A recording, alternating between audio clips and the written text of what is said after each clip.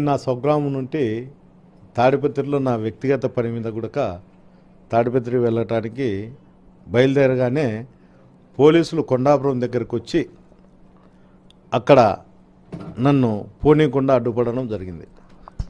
అడ్డుపడడంలో నేను చాలాసేపు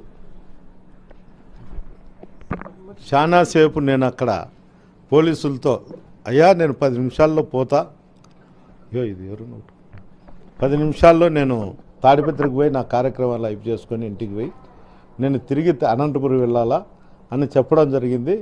అంతలేకే ఎస్పీ గారు మా డిఎస్పీకి ఫోన్ చేసి నాతో మాట్లాడడం జరిగింది. ఎస్పీ గారిని అడిగితే ఎంతసేపు ఉంటారని అడిగారు. 10-15 నిమిషాలు ఉంటే అయితే వెళ్ళండి అన్నారు.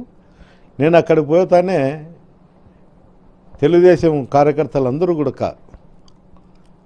అందరూ ఫోన్లు చేసుకొని అందరూ కూడా అటుకి రావడం జరిగింది. అక్కడికి వచ్చిన తర్వాత మురళీ ప్రసాద్ రెడ్డి అని నేను వచ్చినా అని నన్ను చూడనీకి వచ్చాడు. వచ్చినప్పుడు అతని పైన దాడి చేయడానికి ప్రయత్నం చేయడంతో అతను తిప్పుకొని వెనక్కి వెళ్ళాడు. దీనికి అందరికీ కారణం ఏమంటే నేను తాడిపత్రికి వెళ్ళకూడదు అనే ఒక ఆలోచనతోనే ఈ సంఘటన జరిగింది. ముఖ్యంగా తాడిపత్రి ఎలక్షన్ సందర్భంగా జరిగిన అల్లర్ల కేసులలో చాలామంది తెలుగుదేశం నాయకులను అరెస్టు చేయకోకుండా పోవడమే ఈరోజు ఈ సంఘటనకు దారితీసింది. అంతేకాదు మటక, గ్యామ్లింగు, బంగ్యాకు రాయలసీమ జిల్లాలలో తాడిపత్రి ప్రసిద్ధి చెందింది. ఈరోజు అసాంఘిక కార్యక్రమాలు జరుగుతానుకొని ఆ వ్యవస్థ అంతా నడిపే వాళ్ళంతా వాళ్ళ దగ్గరున్న పిల్లోళ్ళందరినీ కూడా జేసీ ఇంటి దగ్గరికి జమ చేసి వాళ్ళు మా దగ్గరకు వచ్చేటువంటి కార్యకర్తలు కానీ లీడర్ల మీద కానీ దాడి చేయడం జరుగుతుంది. ఈ సంఘటన ఈ ప్రభుత్వం వచ్చిన తర్వాత అసాంఘిక కార్యక్రమాలు పెరిగినాయి. పెద్దారెడ్డి అనే ఒక వ్యక్తి ఇక్కడ ఉంటే మాకు ఎప్పుడైనా కానీ రాజకీయంగా ఇబ్బందికరంగా ఉంటుందనే ఒక ఆలోచనతోనే ఈ దాడి ప్రయత్నం చేసినారు. గతంలో కూడా 2006లో కూడా మా సోదరుడు తాడిపత్రిలో కంటెస్ట్ చేసినప్పుడు కూడా అప్పుడు 7,000-8,000తో ఓడిపోవడం జరిగింది ఆరోగ్య కారణాల వల్ల.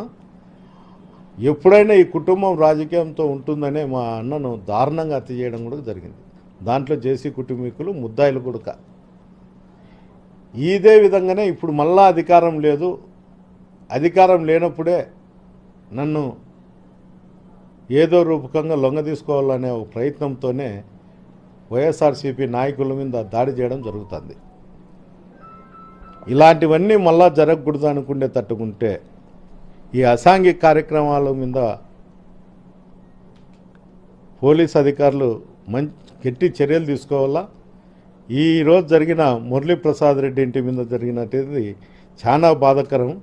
నాకు మంచి మిత్రుడు, అలాంటి వాని మీద జరగడం నేను చాలా చింతించుతాండా.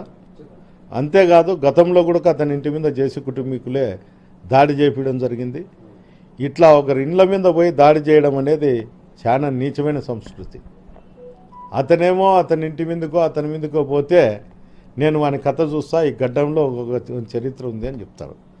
అంటే అందరికీ అందరి చరిత్ర అందరి దగ్గర కూడా ఉంటాయి.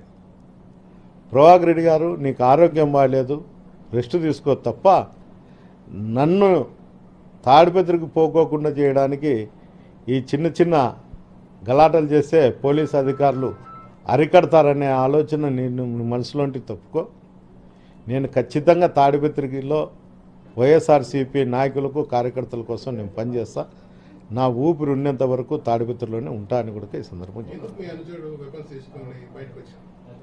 ఇంటి మీద దాడి జరిగినప్పుడు అతని సంపాలనే ప్రయత్నం చేసినప్పుడు ఆత్మరక్షణ కోసం అతను తీసుకుండొచ్చు. అతనికి లైసెన్స్ వెపన్ అది, అతనేం తీసుకున్నాడు. ఫైర్ చేసినట్లు కూడా ఎక్కడ కూడా నాకు తెలిసి ఎక్కడా లేదు. తీసుకున్నాడు కాబట్టి అతను ఈరోజు బతికున్నాడు అనేది నేను చెప్పగలుగుతా. ఏదేమైనా మురళీ ప్రసాద్ రెడ్డి కోసము మా కాన్షియన్స్లో ఉండేటువంటి వైఎస్ఆర్సీపీ నాయకులు కూడా తోడుంటాడని కూడా ఈ సందర్భంగా తెలియదు.